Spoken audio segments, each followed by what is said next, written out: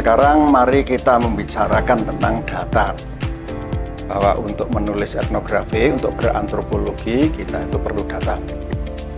Data di dalam antropologi, dalam studi antropologi itu biasa dikenal sebagai data etnografi. Karena data dalam studi antropologi ini mayoritas data terbesarnya dikumpulkan dalam satu proses penelitian yang sering disebut sebagai penelitian etnografis, yaitu penelitian dengan cara si peneliti itu hadir di tengah-tengah masyarakat, di tengah-tengah subjek yang dipelajari. Istilah umumnya dalam antropologi partisipasi observasi. Data utama dalam studi antropologi adalah hasil partisipasi observasi. Caranya, si peneliti harus hadir di tengah masyarakat yang dipelajari. Alat utama di dalam penelitian partisipasi observasi adalah tubuh si peneliti itu sendiri. Seluruh panca indera si peneliti. Karena utamanya dalam partisipasi observasi adalah observasi, mengamati. Si peneliti ini mengamati apa yang terjadi di lingkungan masyarakat di mana dia melakukan penelitian. Intinya, dia melihat apa, dia mendengar apa, dia mengalami apa, dia merasakan apa, bahkan mampu apa, mencium apa, dicatat semuanya. Ini alat utamanya adalah indera sih, benar.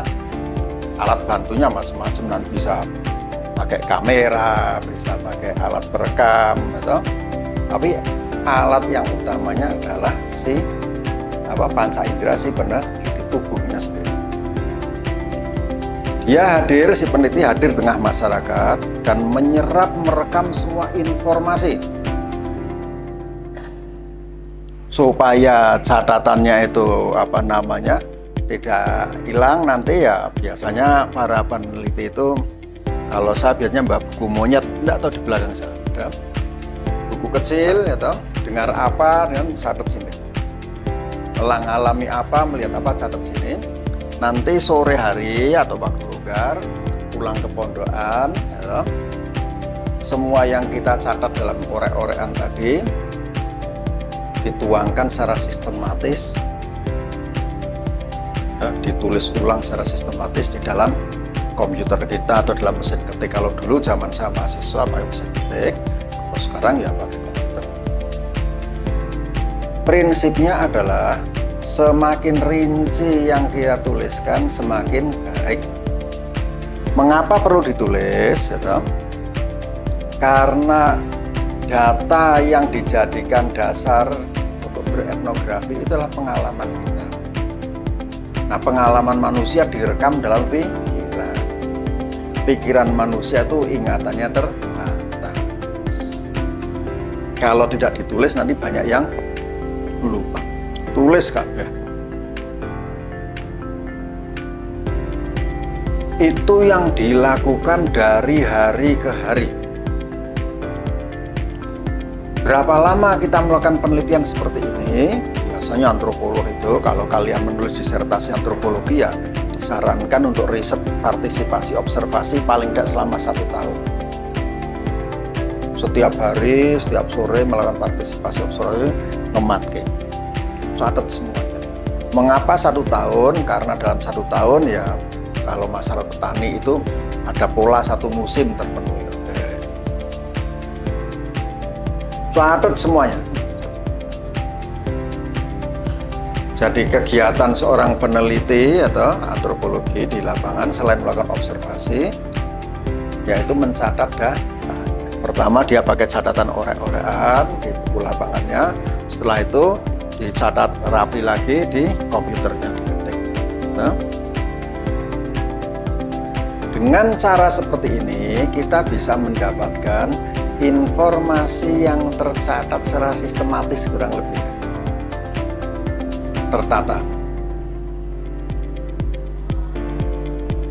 Tentunya nanti kalian akan ada yang menanyakan, apakah di dalam riset antropologi partisipasi observasi ini kita hanya mengobservasi? Observasi itu artinya hanya melihat saja? Ya tidak. Namanya manusia, ketika bertemu dengan manusia lain ya akan berkomunikasi, bertemu, bertanya-tanya. Artinya di dalam riset partisipasi observasi juga ada wawancara. Kita menanyakan. Ada dua style wawancara di dalam riset partisipasi observasi. Yang pertama adalah style yang rileks, artinya kita mengikuti saja apa yang dibicarakan di lingkungan itu, kemudian dicatat semuanya.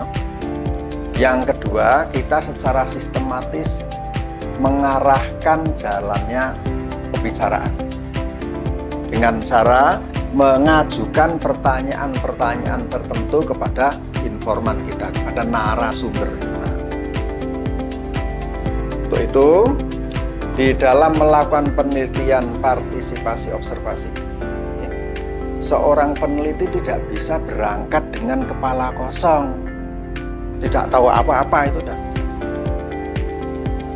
Seorang peneliti harus berangkat dengan ide-ide awal yang dia peroleh mungkin dari membaca surat kabar, membaca laporan riset yang sudah ada, membaca studi, sehingga minimum paling tidak mereka sudah punya pertanyaan besar yang mau dicari informasinya. Jadi apa yang mau dipelajari? Oh, tentang cara pertanian sawit ya. Ya sudah, pertanian sawit saja. Dia punya ide. Mulai bisa bertanya bagaimana menanam sawit, bagaimana ceritanya menanam sawit dan sebagainya. Jadi baik partisipasi observasi, wawancara secara santai, mendengarkan saja apa yang terjadi di kalangan para peneliti, para subjek penelitian, ataupun kita itu secara sistematis mengarahkan pembicaraan, ini perlu dituntun oleh satu tema riset tertentu. Jadi peneliti yang mau berangkat ke lapangan tidak bisa berangkat dengan kepala kosong. Dia harus sudah punya pertanyaan, dan pertanyaan ini juga tidak muncul dari langit begitu saja.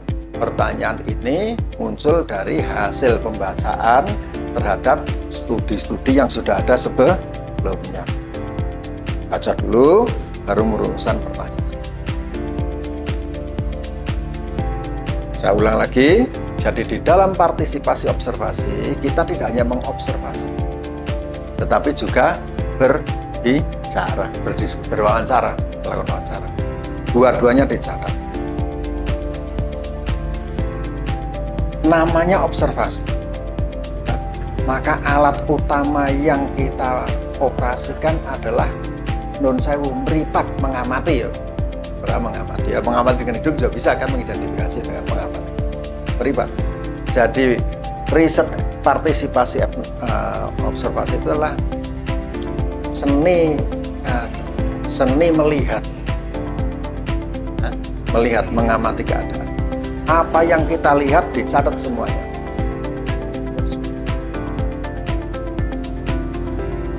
Dan peneliti itu biasanya dalam tradisi antropologi, peneliti ini datang dari masyarakat yang berbeda. Saya mempelajari masyarakat di Kalimantan, di mana, sehingga pandangan kita ini selalu sensitif terhadap hal-hal baru. Hal-hal baru apa yang baru kita catat saja semua. Mungkin bagi masyarakat yang punya si pemilik kebudayaan itu sudah dianggap biasa. Tapi bagi peneliti ya tidak ada yang biasa, semuanya bisa dipertanyakan. Dan untuk bisa bertanya kita catat tidak. Setelah melihat, setelah wawancara, kita kan juga mengalami di sana, mengalami sesuatu. Karena kita tinggal bersama mereka, mengalami apa yang makan di sana, mengalami bagaimana pola hidup orang di sana, jam berapa pagi, jam berapa bangun pagi, jam berapa berangkat ke kerja, jam berapa istirahat, apa yang dilakukan setelah kerja selesai, apa yang dilakukan pada sore hari, bagaimana makan disiapkan, semuanya kita alami. catat. Format catatan data lapangan dalam antropologi, dalam studi etnografi itu ya kayak buku harian. Nah, kita mengalami apa dicatat, gitu. Cuma supaya nanti mudah dalam menyusun menstrukturkannya, dicatat tanggal berapa, tema observasi atau tema datanya apa, narasumbernya siapa, diberi heading seperti itu, setelah itu diisi semua, tulis semuanya.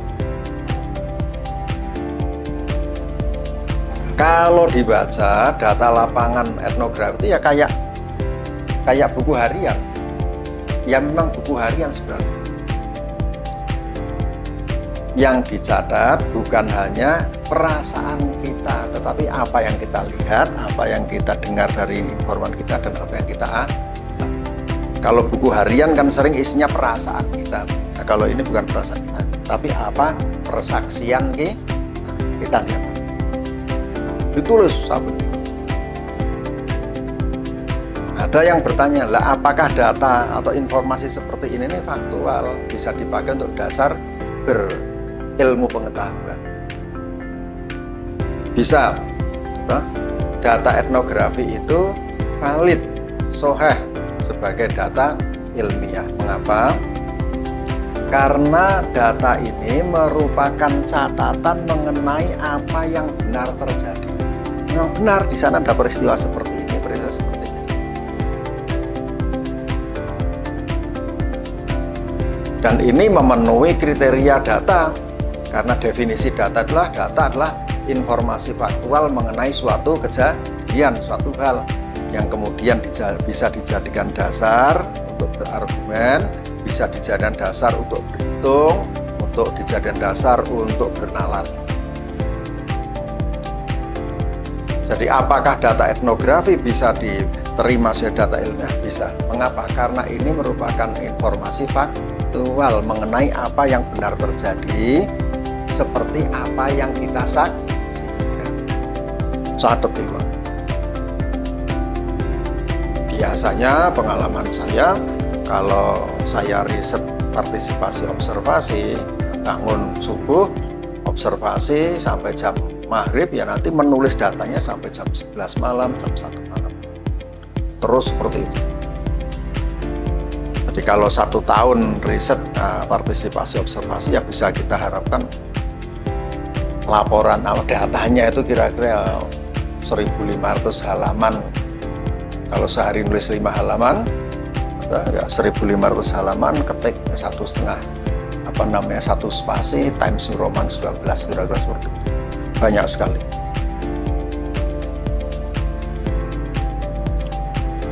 Catatan itulah yang kita sebut sebagai data. Informasinya tertulis.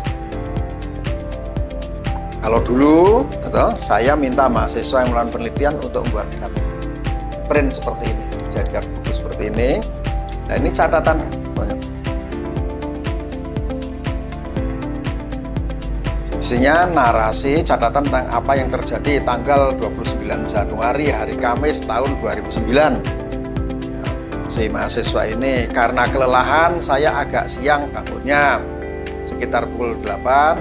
Hari-hari terakhir ini saya ingin menikmati hari dengan santai karena akan pulang. Dicatat semuanya.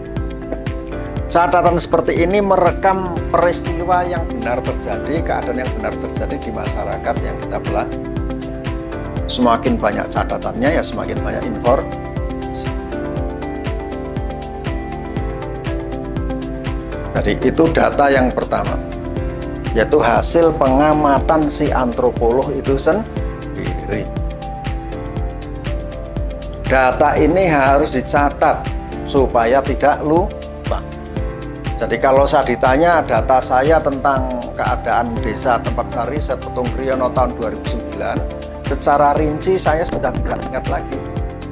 Tetapi karena saya membuat catatan yang sistematis, saya tahu apa yang terjadi di sana tahun 2008. Misalnya ini, saya berkunjung ke Dusun Totogan keadaan rumah di Dusun Totogan kalah bagus dengan rumah di Dusun Kambangan, Rowo, Telaga Pakis, dan Sipetung. Sedikit rumah di sini, gitu, lantainya kebanyakan dari tanah. Gitu. Sedikit dari rumah di sini yang punya lantai keramik, kebanyakan rumah di sini lantainya tanah. Karena saya memang melihat itu ya saya catat. Walaupun data ini belum saya lengkapi dengan berapa sedikit itu.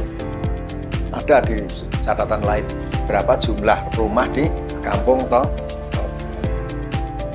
Tapi catatan ini memberikan informasi kepada kita mayoritas rumahnya lantainya tanah, bukan dari keramik, dan kondisi kampungnya berbeda dengan kampung lain yang lebih makmur. Saya kira keadaan perumahan ini ada hubungannya dengan ekonomi pertanian dan peternakan, karena tanah pertanian di sini sempit dan ternaknya sedikit. Aku amati di dapur, kayu bakar yang dipakai adalah kayu pinus. Saat ini, saat aku menulis ini, ada tetangga sebelah rumah yang pulang membawa kayu pinus. Sudah dipotong dan agaknya akan dipakai untuk kayu bakar.